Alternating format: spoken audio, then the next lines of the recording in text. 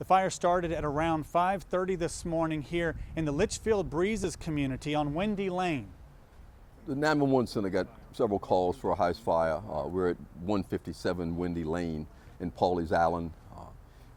Our first units got on scene in about 8 minutes. We found a single family dwelling well involved with fire and an exposure house next to that also well involved. It took crews about 90 minutes to get the 3-alarm fire under control. We did find one female adult that had gotten out of the building, told us that her parents were still in there. The fire burned the 3-story home completely to the ground.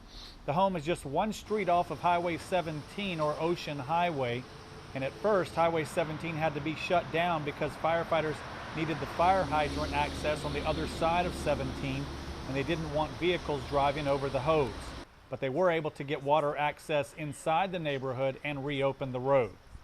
So far, officials tell me they've not been able to recover any remains of the 2 people who are missing. Again, working under the assumption that from the daughter that is still an adult male and female that's still in that building. And they're not sure what caused the fire at this point. You know, we have not even got into that part of it yet, other than doing some preliminary interviews. Chief Nugent says they believe the parents were both up and walking around the home after the fire started, but were unable to get out. In talking to the one occupant that did get out, their smoke alarms went off. She was up and moving around. The other gentleman, it was her parents that live in the house. They had beat on her door.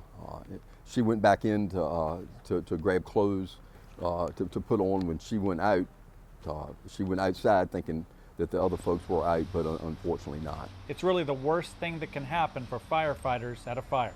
It doesn't get any worse than this, you know, and our heart goes out to those folks. You know, we want to make sure our people are okay, and everybody is, but we work hard knowing that smoke alarm went off and those people did have a chance. Why they didn't get out, that will remain unknown. SLED is investigating along with the Georgetown County Sheriff's Office to determine more about exactly what happened here. On Pawleys Island, I'm Raymond Owens. Count on 2.